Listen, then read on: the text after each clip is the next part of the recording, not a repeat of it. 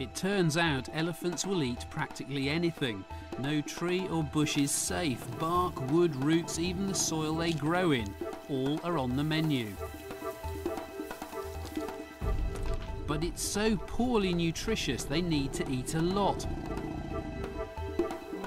In 20 days, they'll eat their entire body weight in plants, hence the need for big guts to process it all.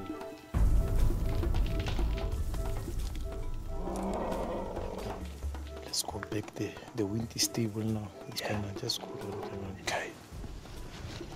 We need to move on because the wind's dropped and it's now going round in circles, so that puts us in a fairly vulnerable position. Finally, we've managed to get the digestive system laid out. So let me take you on a little journey that this elephant's food would go on when it's eating and when it was alive. Now, this elephant would have been fed a mixture of hay, but also things like fruits and so on. And obviously, that would go in this end and be macerated and chewed up by its incredible teeth, which we'll look at later. It would then end up in here, in a sac, which is the stomach, very similar to our stomach, that's connected directly to all this pipe work here that is the small intestine. This is where the kind of easy stuff to digest is digested, to get lots of energy out of its food that's quick and easy to harness.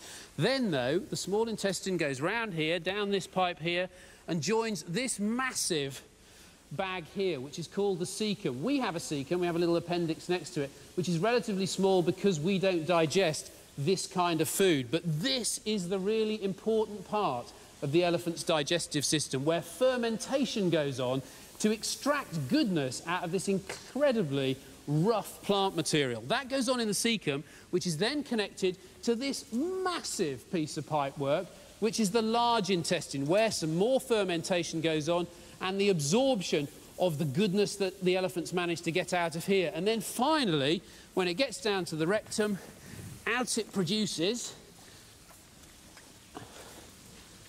a fecal pellet. Now look at this.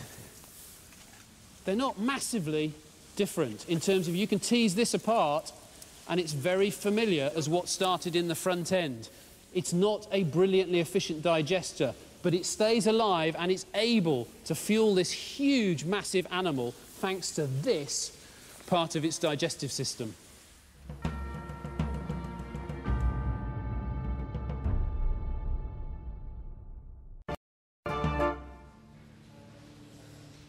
Welcome back. We've been taking a close look at the elephant's amazing digestive system, and we know it has to consume a huge amount of food to stay alive and fuel this big body.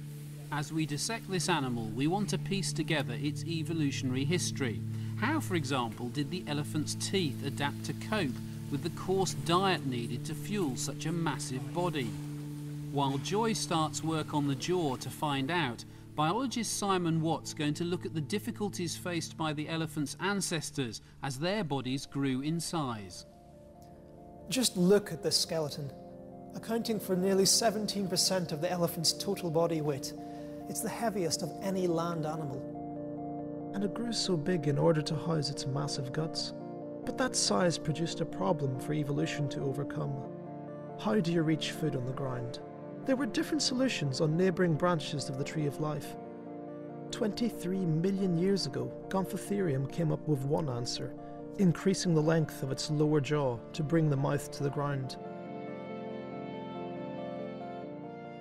And Ambulodon modified its lower jaw to dig with its shovel-shaped tusks.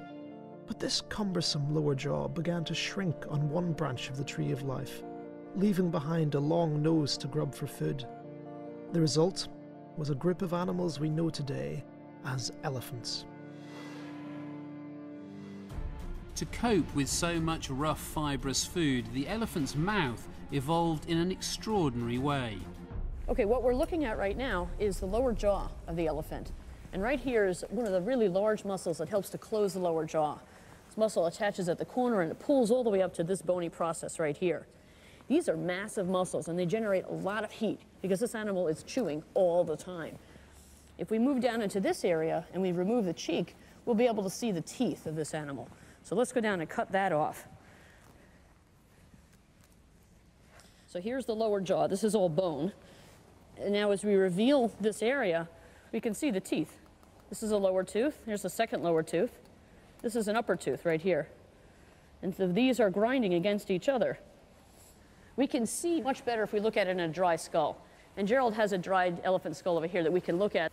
Just explain first off, compared to us, and we have incisors, canines, premolars, molars, what is this the equivalent of? This is a typical molar type of tooth of an elephant. As you can see, this tooth is very long, much longer than it is the case in many other mammals.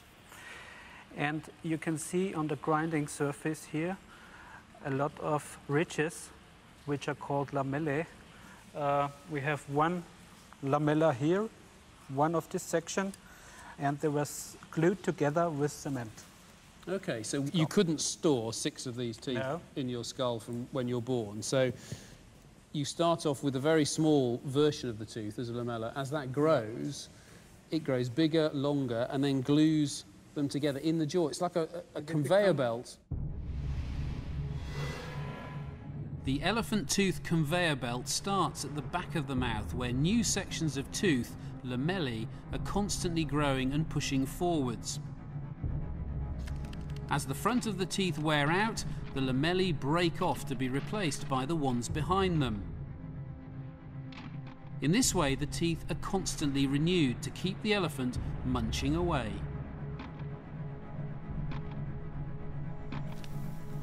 Male elephants also have enormous canine teeth, their tusks. These are used for fighting, foraging and digging up roots. But where's the tusk in our female elephant?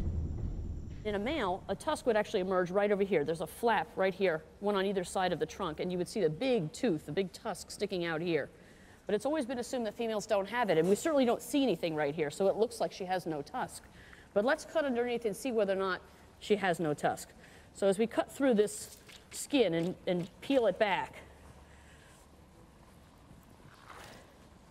what we see is there actually is a tooth buried in here. It's a very small tusk. And this very small tusk is maybe only about that big. It's projecting just a tiny little bit, not enough to come out of this pocket, but it's definitely here. The female tusk, or tush as it's known, serves no purpose to the elephant. But for males, it's a very different story. For them, size is absolutely everything.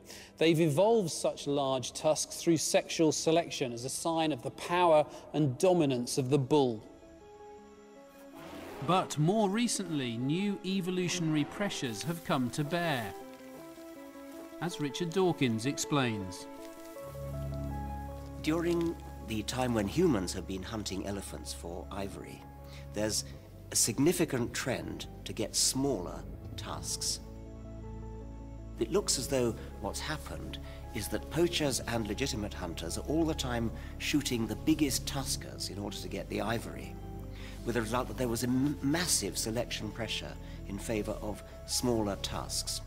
And so the average tusk size in elephants has been going down and down and down.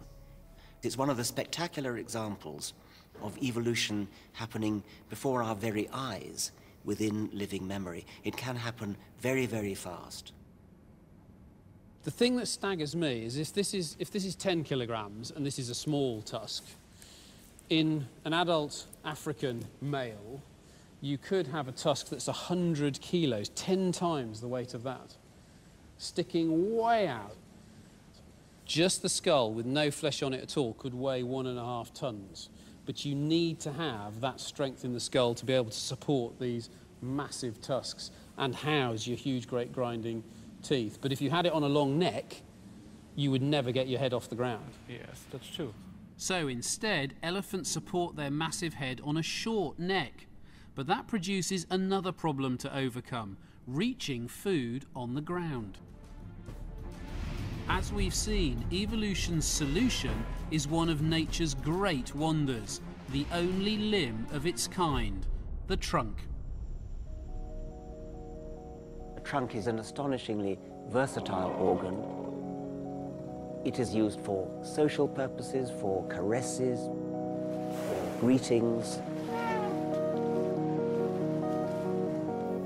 It's used for drinking, it's used for feeding. When you think about the problems of controlling the trunk,